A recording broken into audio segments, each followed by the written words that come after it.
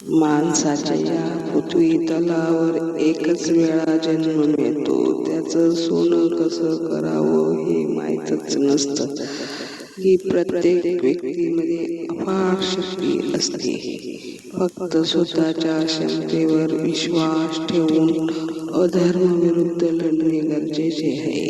फळाची अपेक्षा न ठेवता आपले कर्तव्य करत राहणे हा माणसाचा धर्म आहे.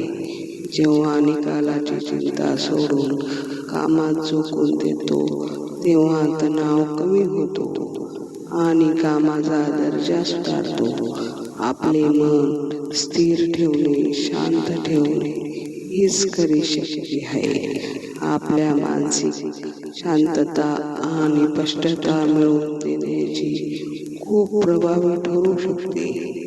आपण उद्याच्या चिंतेत आजचे जगणे सोडून देतो. याचा अर्थ असा नाही की कामात रस घेऊ नये. कामाच्या निकालाशी स्वतःचे सुख जोडू नये. जर निकाल मनासारखा लागला नाही तर आपण खचून जातो. आपले प्रगतीमध्ये मोठा अडथळा ठरू शकतो.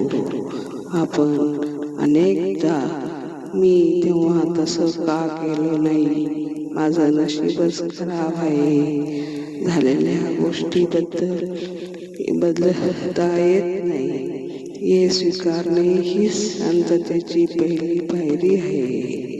कृष्ण महाभारतात म्हणतात, जे झाले चांगलेच झाले, जे होतं चांगलेच होतं आणि जे होईल तेही चांगलेच होईल.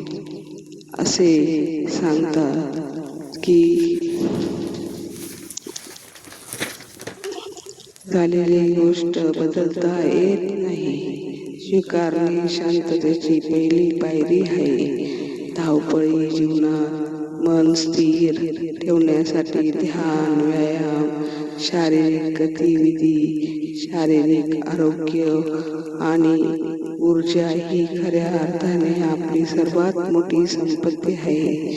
आपले शरीर हे एक क्षेत्र आहे आणि त्या शरीराची निगा राखणे हे आपले पहिले कर्तव्य आहे. ध्यान, योगासने मुळे केवळ स्नायू बळकट होत नाही तर शरीरातील ग्रंथींचे कार्य सुधारते. मेंदूचा तणाव कमी होतो. आपण आनंदाने जगतो. जर तुम्हाला आयुष्यभर आनंदी राहायचे असेल तर दुसऱ्याची सेवा करायला शिका. ज्यांना खरोखर गरज आहे त्यांची सेवा करा.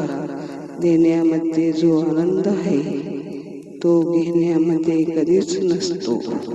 सेवा करताना मनात अहंकार नसावा, तर मला संधी मिळाली ही कृतज्ञतेची भावना असावी.